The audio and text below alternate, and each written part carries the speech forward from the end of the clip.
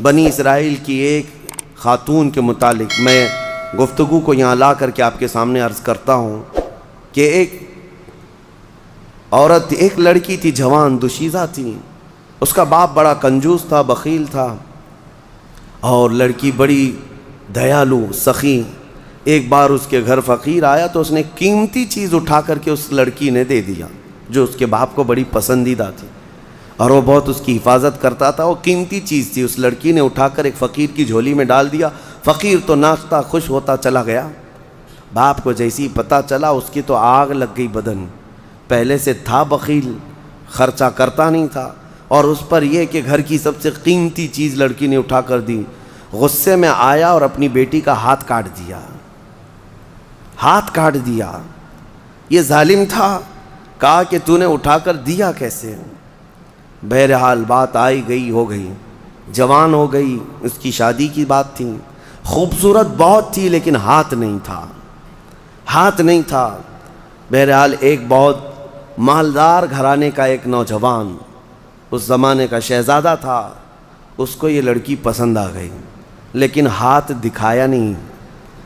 جب لڑکی کی پسند چل رہی تھی یا لڑکے کی منہ دکھائی چل رہی تھی تو اس نے ہاتھ اندر چھپا رکھا تھا، کیونکہ دکھائیں گے تو عیب ہے اور جلدی کوئی شادی نہیں کرے گا.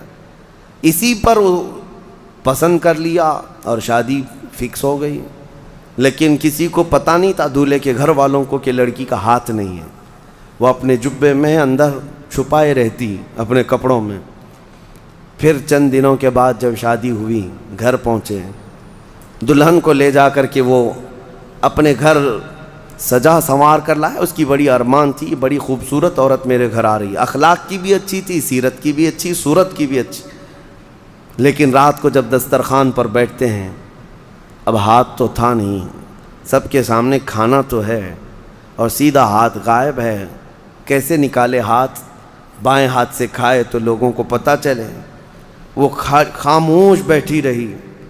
اب اسے اندازہ ہونے لگا کہ میرا یہ عیب کھل جائے گا، میں کب تک اس کو چھپا کر کے رکھوں گی؟ کب تک؟ میرے گھر کی ماں اور میرے گھر کی عورتوں کے کہنے پر اب تک چھپا ہی رہی، لیکن اب کب تک چھپاؤں؟ اس کی آنکھوں میں آنسو آ گئے. پھر اس کے بعد لوگوں کا اصرار بڑھتا گیا کہ چلو کھاؤ، کھانا تو شروع کرو. اس کے دولہا، اس کے شوہر جو نئے نئے ابھی شادی والا تھا، اس نے کہا کہ میری رفیق حیات، ہاتھ نکالو اور کھانا شروع کرو. ہاتھ نکالو. ہاتھ نکالنے کو تیار نہیں. ہاتھ نکالے تو کیسے؟ ٹوٹا ہوا ہاتھ ہے، میری شادی ٹوٹ جائے گی. وہ رو رہی تھی. اچانک غیب سے آواز آئی کہ اے میری بندی، تو ہاتھ نکال، تیرا ہاتھ سلامت ہے. اس نے جب ہاتھ نکالا تو اس کا ہاتھ پورا کا پورا سلامت تھا، اور اس نے دسترخوان سے کھانا اٹھایا اور کھانے لگی. حیرت میں وہ رو پڑی، سجدے میں گر پڑی. اس وقت جو اللہ کے نبی تھے ان کے پاس گئی اور ماجرا بیان کیا.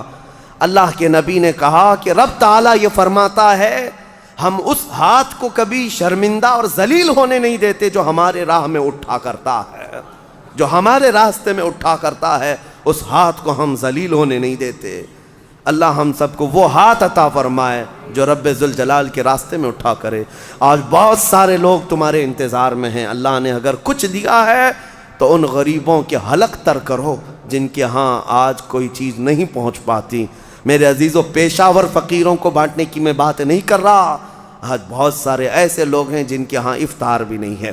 ہم نے سنا اور ہماری طرف سے جو ہو سکتا ہے، ترکی میں، شام میں، یمن میں جو لوگ خدمات کر رہے ہیں، اللہ ان کو سدا سلامت رکھے.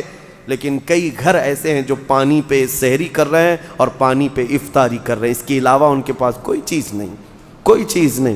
بہت ساری ایسی خبریں آتی ہیں. عرب دوست جو ہمارے وہاں بیٹھے ہیں وہ کہتے ہیں بچے اتنے مجبور ہو جاتے ہیں کہ رات کے وقت گھاس نکال کر کے کھا لیتے ہیں اپنے پیٹ کو. یہ ظالموں نے اتنی بمباریاں کی ہیں، سپر پاور طاقتیں ان کے منہ سے لقمے تک چھین چکے ہیں. لیکن آپ کو پتہ ہے جو سونے کے ٹوائلٹ بنانے والی یا عربوں کی عیاشیاں، ایک لقمہ ان غریبوں تک نہیں پہنچا پاتے ہیں. ایک لقمہ عراق، یمن، شام، فلسطین میں نہیں پہنچا پاتے.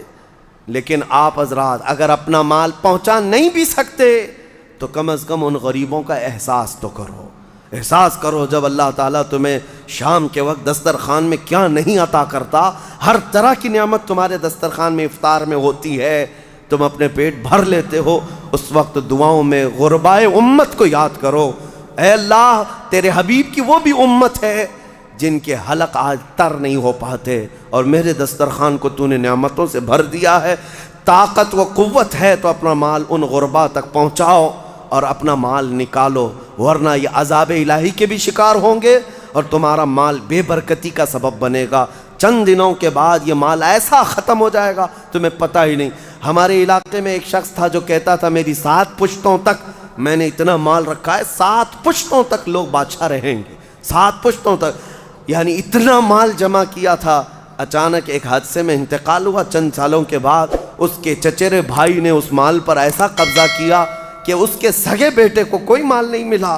آج بھی وہ شخص موجود ہے، 10-10 روپے کی بھیک مانگتا ہے، اسی بڑے مالدار کا آدمی، وہ اپنے پان کے لیے، اپنے کھانے پینے کے لیے 10 روپے کی بھیک مانگتا ہے، جس کا باپ کہتا تھا کہ 7 پشتوں تک میرا مال چلے گا۔